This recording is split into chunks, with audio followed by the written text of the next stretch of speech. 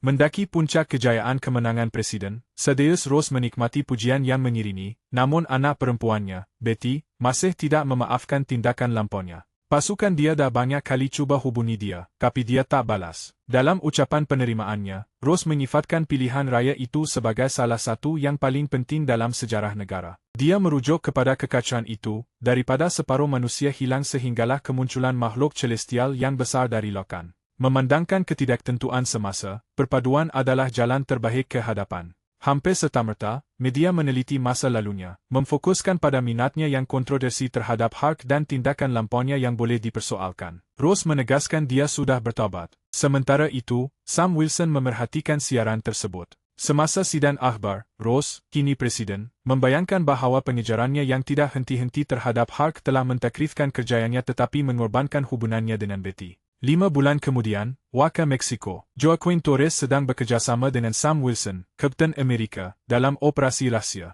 Untuk mengelakkan kecurian sebuah kontena misteri, Presiden Ross menghantar mereka sendiri. Arahan adalah jelas, kandungannya adalah sulit. Cap menerjah masuk ke tempat pertemuan, mendapati pengawal dan bukannya pembeli, dan terus menyerang mereka. Keselamatan pakej ini amat penting, tetapi keadaan menjadi tegang apabila mengetahui penglibatan ketua hula. Penjahat itu, yang memancarkan keangkuhan, mengancam untuk membunuh seorang paderi dan para paderi wanita yang sedang berdoa, mengejek kepercayaan mereka. Dia mencemooh, menyatakan dia bukan datang untuk berdoa tetapi untuk mendapatkan lokasi pembeli daripada paderi itu. Perintah itu bergema apabila paderi menolak, hapuskan mereka semua. Namun, tindakannya terhenti oleh suara tegas yang memecah kesunyian. Kapten Amerika, ketua ular terus mengarahkan anak buahnya untuk menghapuskannya sementara dia mendapatkan bungkusan itu. Sam segera melibatkan diri, pantas menetralkan askar musuh. Joaquin Torres, yang melihat serpent leader melarikan diri dengan bungkusan itu, segera memaklumkan Sam, yang terus mengejar. Tanpa gentar, Cap bersemuka dengan ketua ular, memberitahunya pembelinya tidak muncul. Dengan senyuman sinis, dia mencadangkan untuk mencari pelanggan yang lebih lumayan, tetapi si penjahat, tidak terganggu, menolaknya sebagai tidak relevan. Sam seorang petarung yang hebat, tetapi dia tetap bukan tandingan Kapten Amerika. Joaquin Torres mendapatkan semula bungkusan itu, memastikan kejayaan misi. Presiden Ross melawat pusara mendiang isterinya, menunaikan janji kepada Betty. Walaupun hubungan mereka tegang, kasih sayang yang mendalam terhadapnya mendorong usaha kekoknya untuk berbahit semula. Walaupun dengan perubahan yang telah dilakukannya, dia masih tidak mempercayainya, dan dengan menghampiri 100 hari pertamanya, mendapatkan perjanjian penting adalah keutamaan. Kapten Amerika, sementara itu, membuat kesimpulan bahawa pembeli itu merancang untuk mengkhianati ketua hula. Dia membelanjakan $50 juta untuk memesongkan kontena itu secara rahsia ke Jepun untuk pengambilan kemudian. Joaquin Torres mendapatkan bimbingan Sam Wilson tentang cara memenuhi legasi Falcon. Berharap untuk membimbingnya, Sam membawanya kepada Isaiah Bradley, mencari mentor yang mencontohi kepahlawanan sejati melampaui peningkatan fizikal. Presiden Ross menelepon Sam semasa latihan. Sekembalinya Sam, Isaiah bersemuka dengannya, mempersoalkan kesetiaannya kepada Ross dan mengimbau sejarah presiden itu. Sam mempertahankan tindakannya, menyatakan kedudukannya yang dekat dengan Rumah Putih membolehkannya memantau Ross dan campur tangan jika perlu, sambil menambah bahawa seorang pemberi maklumat akan memaklumkannya tentang sebarang tindakan berbahaya oleh Ross. Sam mendedahkan dia menerima jemputan Rumah Putih untuk misi dia dan Wen selepas perbincangan mereka. Sebagai tanda penghargaan, dia menjemput Torres untuk menemaninya, mendesaknya untuk memakai sut dan menyatakan betapa suatu penghormatan kehadirannya. Isaiah mengangguk setuju setelah terdiam seketika. Malam itu, Sam, Wen, dan Isaiah tiba di Rumah Putih. Isaiah, sambil berjalan di sepanjang dewan, tidak dapat menahan diri daripada membuat komen sinis tentang keanehan berada di dalam rumah raksasa itu. Tidak menyedari kamera keselamatan merakam ketibaan mereka, trio itu berhenti untuk mengambil swafoto, memperingati saat itu. Tidak lama kemudian, Sam dipanggil ke pejabat Presiden Ross. Ross berasa bersyukur kerana kontena itu telah ditemui semula dan betapa pentingnya ia kepada perjanjiannya, mengejutkannya dengan meminta bantuan Kapten Amerika dalam membentuk semula Avengers. Tanpa gentar, Sam mengingatkan Ross bahawa dia yang menyebabkan perpecahan pasukan, menjadikan perdamaian sukar, namun Ross tetap berkeras mereka mesti bersatu semula. Dia menegaskan bahawa Avengers adalah simbol negara, dan ketiadaan mereka akan mengakibatkan kehilangan nyawa yang jauh lebih besar semasa krisis baru-baru ini. Dia menggesa Sam untuk mempertimbangkannya dengan lebih teliti. Sebelum berlepas, Ross memperkenalkan beliau kepada Perdana Menteri Jepun, dan mereka segera mengambil gambar bersama. Sebelum Sam pergi, Presiden menambah cadangan terasi, supaya dia mempertimbangkan untuk bergabung tenaga demi manfaat masa depan negara. Pada malam itu, Presiden Ross berucap kepada golongan elit di dalam bilik tersebut. Dengan nada yang berat, dia mengumumkan kemunculan jisim celestial dari laut dan penemuan terobosan mereka, suatu pencapaian yang dicapai setelah usaha gigih dan yang paling penting pada zaman moden ini. Dia menjelaskan bahawa bahan yang mereka temui, yang dipanggil adamantium, malah melampaui vibranium dari segi kekuatan. Dia mendedahkan kontena yang ditemui semula mengandungi sebahagian daripada logam berharga ini, dan berkat kejayaan misi Joaquin Torres dan Sam Wilson, mereka kini mempunyai peluang yang unik. Masa depan masyarakat antarabangsa bergantung pada tindak balas mereka terhadap penemuan ini. Dengan kerjasama antarabangsa, penagihan adamantium yang saksama boleh memberi manfaat kepada semua negara. Tiba-tiba, bunyi tembakan memecah ucapannya, menyebabkan kekecohan di acara itu. Tembakan ramban mengejutkan daripada Isaiah Bradley itu memeranjatkan semua orang. Sam dan Wayne terus mengejar Isaiah, tetapi orang lain turut serta dalam pengejaran itu. Polis sedang giat mengejar. Akhirnya, mereka berjaya memerangkap dia. Menyadari betapa seriusnya keadaan itu, Sam merayu kepadanya untuk terus tinggal, menjelaskan bahawa melarikan diri hanya akan memburukan lagi masalah tersebut. Dia menggesanya untuk menyerah diri secara aman. Tanpa pilihan lain, Sam terus berjumpa dengan Presiden Ross. Walaupun dikelilingi oleh ejen, dia mengutamakan perjuangan untuk Isaiah. Terpesona dengan ketegasan Sam, Ross memecat ejen-ejen itu tetapi mengekalkan penasihat keselamatannya, roh, berdekatan. Sam mempertahankan kawannya, menegaskan Isaiah tidak mungkin bertindak seorang diri. Ruh menambah bahawa Isaiah bukan satu-satunya yang melepaskan tembakan. Secret Service dan tentera juga turut melepaskan tembakan. Bukti menunjukkan kepada serangan pengganas yang terancang. Sam berpendapat bahawa Isaiah dalam keadaan keliru ketika dia ditangkap.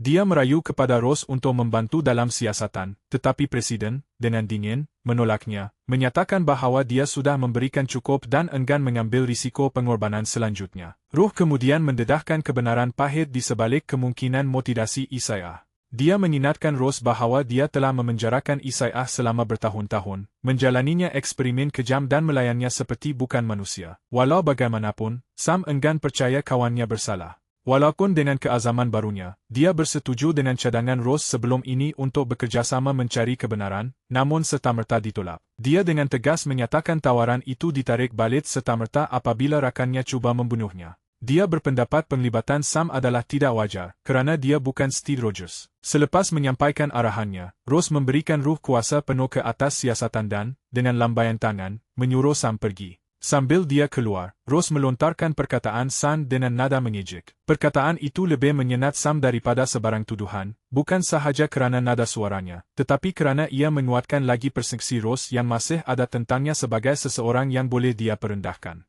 Mencari kebenaran, Sam Wilson melawat Isaiah Bradley untuk membongkar kisah sebenar. Sejurus bertemu, Isaiah bersumpah dia tidak akan mengulangi perbuatan seperti itu lagi. Dia sendiri pun tak faham kelakuan dia malam tu. Dengan wajah tegang, dia menceritakan harinya seperti biasa, pergi ke kedai gunting rambut, mengambil sut, dan kemudian menemani mereka ke rumah putih. Dari awal lagi dia dah rasa tak sedap hati tentang benda tu. Dia teragak-agak sebelum pergi. Dia ingat dengan jelas mengambil sefoto sebahit sahaja tiba. Selepas itu satu kejadian aneh berlaku. Telefon bimbitnya tiba-tiba rosak. Kemudian, mereka dibawa ke bilik Timo, dan dia mendapati dirinya berada di taman tanpa dapat dijelaskan, tanpa ingatan tentang perjalanannya. Sam mendengar dengan teliti, meyakinkannya tentang kepercayaannya terhadap ketidakbersalahannya dan komitmen mereka untuk membongkar kebenaran. Isaiah, bagaimanapun, sudah pasrah, memberitahunya bahawa tidak kira bersalah atau tidak. Kali ini mustahil untuk melarikan diri. Mengetahui dia bakal disabitkan kesalahan, dia menjangkakan akan menghabiskan hayatnya di penjara. Perkara paling membantu yang Sam boleh lakukan ialah pergi, dengan anggapan dia benar-benar mahu membantu. Pada masa yang sama, Ruh menyoal siasat ejen yang bertanggungjawab ke atas perbualan Isaiah dan Sam. Dipercayai nasib yang sama menimpa penembak tepat yang melepaskan tembakan ke arah rumah putih. Sementara itu, Ruh mencapai kesimpulan yang sama setelah meneliti laporan sulit. Adakah semua ini perangkap untuk memikat mereka ke sana? Pembeli itu mungkin memerhatikan mereka dari awal lagi. Sam, yang kini mula curiga, mengerahkan Wen untuk menyiasat lebih mendalam tentang Ruh, penasihat keselamatan Presiden. Walau bagaimanapun, serangan mengejut mengganggu fikirannya sebahit sahaja panggilan tamat. Peluru berdesing ke arahnya. Gustavo Fring melepaskan tembakan dengan ketepatan yang mematikan. Kemudian, dengan mengandaikan tugas itu selesai, merampas telefon Sam dan melaporkan penghapusan sasaran. Yakin dengan kemenangan, dia bersiap untuk menghantar bukti pembunuhan itu. Apa yang dia tidak sangka, Kapten Amerika sentiasa menjangkakan gerakan lawannya. Serta-merta, Sam menerkam ke hadapan. Dia mengejeknya dengan setiap pukulan, mendesak dia tidak berdaya tanpa peralatannya, gagal memahami gerak hati Cap. Sam menyerang hendap Fring dengan serangan pantas dan kejam, menyebabkan dia cedera parah. Fring ketawa kecil tanpa riang. Dia berbisik kepada Sam, suaranya lemah, bahawa Sam berlawan dengan baik, tetapi akibatnya akan sangat teruk. Di tempat lain, Presiden Ross bermesyuarat dengan pemimpin dunia untuk memuktamadkan perjanjian adamantium, walaupun perselisihan faham timbul tidak lama kemudian. Para pemimpin meragui kepimpinannya, memandangkan kurangnya kawalan beliau ke atas negaranya sendiri. Kedinginan menyelubungi bilik apabila ketidakhadiran ketara Perdana Menteri Jepun, yang penting untuk perjanjian itu, disedari. Ketidakhadirannya menandakan keengganan Jepun untuk menandatangani. Memandangkan ketidaktentuan semasa, pemimpin antarabangsa telah menangguhkan rundingan. Ross diberi amaran bahawa dia berisiko disisihkan jika dia gagal mendapatkan semula kepercayaan Jepun. Pentadbirannya semakin tidak stabil dan berada di ambang kehancuran. Wen memaklumkan Sam tentang penemuannya mengenai Roh. Dilatih di bilik merah selepas dilahirkan di Israel, dia adalah seorang Great Widow. Oleh itu, dia memberi amaran kepada Sam supaya tidak memperkecilkan atau menghalang wanita itu. Selepas meneliti rakaman dari malam itu, mereka membuat penemuan yang ganjil. Isaiah menyasarkan Ross tetapi, tanpa dapat dijelaskan, tidak menembak. Itu sahaja sudah mencurigakan. Yang lebih mencurigakan ialah kemungkinan penglibatan Samuel Sterns. Dengan maklumat baharu ini, Sam menyuruhnya bersiap sedia. Mereka akan masuk bersama sekarang. Ruh tiba di rumah Isaiah dengan niat untuk bertemu Eugene, tetapi sebaliknya menemui pembunuhan beramai-ramai. Eugene yang membantu Sam telah membunuh semua penembak tepat dan kemudian membunuh diri. Radio tu asyik ulang lagu seram yang sama. Melihat ini, Ruh bertekad untuk memindahkan Isaiah ke tempat perlindungan yang selamat di seberang dunia. Semasa dalam perjalanan ke Jepun, Presiden Ross mendapat tahu tentang pemergian Sam dan Wen dari pangkalan mereka. Dia serta-merta mengerahkan pemintasan mereka, tanpa menghiraukan kosnya. Sementara itu, Warden Kopa dari bekas penjara Isaiah cuba menghubungi Presiden, tetapi panggilan itu menjadi sangat meresahkan. Bunyi tembakan diikuti oleh suara Samuel Sterns yang berdesir melalui komunikasi, suara yang Ross kenali serta-merta. Sterns, dengan nada perhitungannya yang biasa, meninatkan Ross tentang melodi yang kedengaran biasa. Dia kemudian dengan dingin menegur Ross kerana meninggalkannya di penjara, menegaskan kawalan barunya dan membayangkan penderitaan yang lebih besar bakal menyusul. Bila ia berhasil nanti, Ross akan dibenci oleh semua orang, terutamanya oleh anak perempuannya, Betty. Ross segera berasa cemas dan menghubungi Ruh, yang masih lagi memindahkan Isaiah. Dia mengarahkannya untuk membatalkan misi dan bergerak ke Kem Eko 1. Keadaan telah menjadi kritikal. Sam dan Wen tiba di kem itu, tetapi mendapati sunyi sepi yang menakutkan setelah melumpuhkan beberapa siri perangkap yang rumit. Kem yang ditinggalkan dan tanpa tahanan itu, tidak menunjukkan sebarang tanda kehidupan. Melangkah lebih jauh, mereka menemui sesuatu yang jauh lebih membimbangkan. Sebuah magma rahsia, sebuah kemudahan penyelidikan yang tersembunyi di dalam penjara tersebut. Itu bukan sahaja luar biasa, ia amat mencurigakan. Siasatan lanjut mendedahkan rekod yang mengesahkan Isaiah pernah dipenjarakan di sana, mencetuskan pertanyaan lanjut. Setelah kembali ke Jepun, Ross akhirnya bertemu dengan Perdana Menteri. Ross sebenarnya merancang untuk mencuri logam di dalam kontena itu. Dengan senyuman yang dipaksakan, Ross cuba menepis tuduhan itu, dengan alasan dia tidak akan menugaskan Kapten Amerika untuk mendapatkan semula adamantium jika dia berniat untuk mencurinya. Walau bagaimanapun, Perdana Menteri tidak terpedaya. Dia menyatakan dengan tegas kepada Ross bahawa Jepun tidak akan menyertai perjanjiannya dan memberi amaran kepadanya agar tidak bertindak secara bersendirian. Ketika Sam mencari di dalam makmal, dia menjumpai nota yang meresahkan. 3 pil sehari, jangan terlebih dos. Gerah hati saya mengatakan ada sesuatu yang tidak kena. Walkin berterusan dalam siasatannya terhadap potensi muzik untuk mengawal minda. Dia menemui frekuensi subliminal dalam lagu M.A. Brew yang bertujuan untuk mengawal pendengar. Bertindak pantas, dia mengubah suai isyarat, menafikan impaknya. Dia mengaku dengan jujur bahawa dia mengupah ketua ular untuk mencuri kontena, tetapi niat sebenarnya adalah untuk membunuh Ross. Suaranya menjadi keras dan penuh dendam ketika dia menceritakan kisahnya. Sam belajar daripada dia bahawa Ross telah memenjarakannya secara tidak adil dan, berikutan kemalangan radiasi gamma yang mengubah fikirannya secara kekal. Kerajaan secara rahsia mengeksploitasinya selama 16 tahun. Ross, seorang yang tidak berbelas kasihan, menggunakan kebijaksanaannya untuk mendapatkan jawatan presiden, terus-menerus menjanjikan pembebasan yang tidak akan pernah menjadi kenyataan. Sebahit sahaja Ross mencapai matlamatnya, dia terus meninggalkannya. Walaupun Sam cuba merayu dengan logik, menekankan bahawa Isaiah sedang diimplikasikan dan tindakan selanjutnya akan membahayakan orang yang tidak bersalah, Stan S tetap tidak berjanja. Ross percaya dia sudah pergi terlalu jauh untuk berpatah balik sekarang. Tanpa diduga, dia mengawal minda sepasukan askar untuk menyerang Sam dan Wen sebelum melarikan diri dengan tenang. Di saat skim ruh tiba, dia pada mulanya tidak mahu terlibat, tetapi keadaan telah memaksanya untuk melakukannya. Pergerakannya tepat dan mematikan, setiap serangan mempamerkan kecekapan maut seorang Black Widow. Sebahit sahaja ancaman itu hilang, mereka bertiga segera berundur.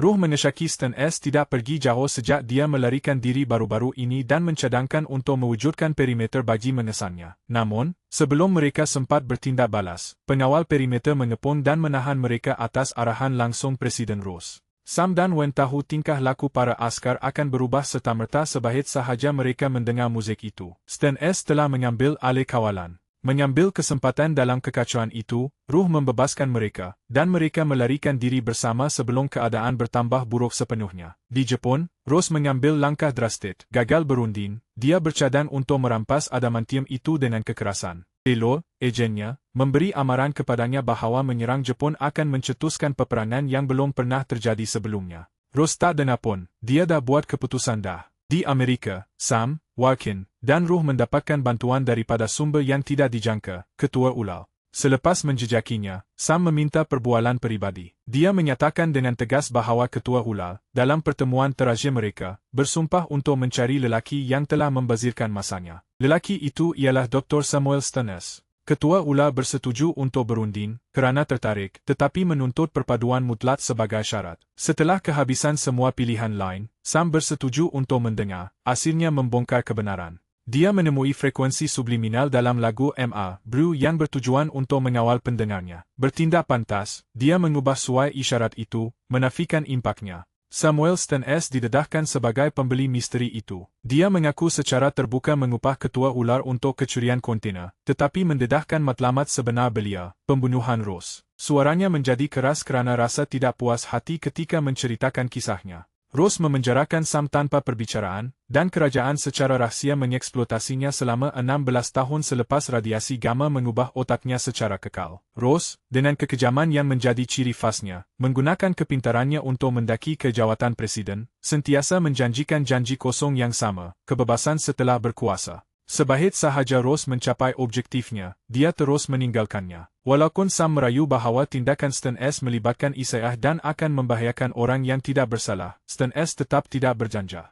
Ross percaya dia sudah melepasi tahap tidak boleh berpatah balik. Berhenti sekarang adalah kesilapan yang lebih besar. Dia secara tiba-tiba mengawal minda sepasukan askar, menjadikan mereka menentang Sam dan Wen, kemudian melarikan diri dengan tenang. Di situlah Ruh tiba. Dia memang tidak mahu menyertai, tetapi keadaan sekarang memaksanya. Gerakannya tepat dan mematikan, melumpuhkan penyerang dengan kecekapan dingin seorang Black Widow. Setelah ancaman itu hilang, mereka bertiga segera berundur. Ruh mengesyaki yang Stan S masih berdekatan kerana dia baru sahaja melarikan diri, dan dia mencadangkan agar perimeter diwujudkan untuk menesannya. Namun, sebelum mereka sempat bertindak balas, pengawal perimeter mengepung dan menangkap mereka atas arahan langsung Presiden Ross. Sam dan Wen menjangkakan apa yang akan berlaku. Tingkah laku askar-askar itu akan berubah serta-merta sebahit sahaja mendengar muzik itu. Stan S telah mengambil alih kawalan. Sementara mereka leka, Ruh membebaskan mereka, dan mereka melarikan diri bersama sebelum keadaan menjadi lebih tidak terkawal. Di Jepun, Ross terpaksa mengambil tindakan terdesak. Setelah gagal memujuk, dia bercadang untuk merampas adamantium itu dengan kekerasan. Taylor, agennya, memberi amaran kepadanya bahawa menyerang Jepun akan mencetuskan peperangan yang tidak terbayangkan.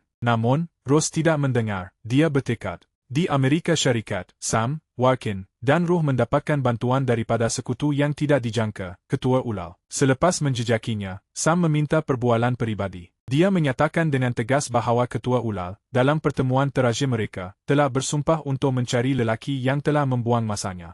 Nama lelaki itu Samuel Stan S. Ketua Ulal, tertarik, bersetuju untuk berunding, tetapi menegaskan kesepaduan mutlak sebagai syarat. Tanpa pilihan lain, Sam bersetuju untuk mendengar, akhirnya membongkar kebenaran. Bertahun-tahun lalu, unit ketua ULA telah menemui Stan S dan, prihatin dengan keadaannya, memberikan ubat untuk menstabilkannya. Walau bagaimanapun, Rose memanipulasi Stan S dengan meningkatkan dos, mengawalnya sebagai cara untuk merampas kuasa, mengulangi perlakuannya terhadap orang lain. Dia berjanji palsu akan kebebasan setelah menjadi presiden, janji yang tidak pernah dia berniat untuk tunaikan. Dibiayai secara rahsia oleh Rose melalui rasuah. Ketua ULA memarahkan rancangan dendam Stan S untuk merosakkan Rose dengan memanipulasinya untuk memulakan perang. Yang paling membimbangkan, Stan S telah mencipta teknologi yang membolehkannya mengawal sesiapa sahaja. Pendedahan itu mendorong Sam untuk bertindak segera. Dia terus menuju ke rumah Pupe. Masanya telah tiba untuk bersemuka dengan Presiden Rose. Presiden Rose ditanya secara langsung sama ada dia berasa lain macam kebelakangan ini. Stan S, secara membimbangkan, menyawal dia. Lawatan Rose ke Camp Echo 1 didokumenkan pada beberapa kesempatan. Terdesah, Rose mengaku, kesihatannya semakin merosot, jantungnya semakin lemah, dan doktor pun bingung. Stan S menemui punca dan penyelesaiannya, regimen pil yang menyokong kehidupan. Sebagai balasan, Rose membenarkannya masuk ke makmal Camp Echo 1. Dia tidak boleh mengambil risiko kehilangan satu-satunya harapannya untuk terus hidup, tetapi itu bukan keseluruhan ceritanya. Stan S menjadi kambing hitam selepas kemusnahan yang disebabkan oleh Hulk. Walaupun dengan segala sumbangan Rose kepada negara, anak perempuannya Betty, yang pendapatnya paling dihargai oleh Rose, masih belum memaafkannya. Dia perlu bertahan, untuk membuktikan dia masih boleh menjadi baik. Laporan segera mencela perbualan. 2 agen, dicuci otak oleh Muzet Stan, sedang menyerang armada Jepun. Di tengah krisis, Rose mengerahkan Sam dan Wen untuk mempertahankan tentera Jepun dan mengelakkan tindakan balas tentera. Stan S mempunyai lebih kawalan ke atas fikiran Rose. Walaupun dia bercakap perlahan dan mengatakan ubat-ubatan itu membantu, masalah yang lebih mendalam masih berterusan. Kemarahan dan kebencian Rose yang terpendam terus membara di dalam dirinya. Dia perlukan penerimaan diri, bukan pil. Namun, kedua-duanya memahami realitinya. Ketagihan pil Rose adalah kekal, akibat daripada keengganannya untuk berhadapan dengan isu-isu asasnya. Reaksi serta-merta Sam terhalang disebabkan malang. Selepas Kin terjatuh ke dalam laut, pangkalan memberi amaran kepada Sam bahawa pasukan penyelamat sedang dalam perjalanan.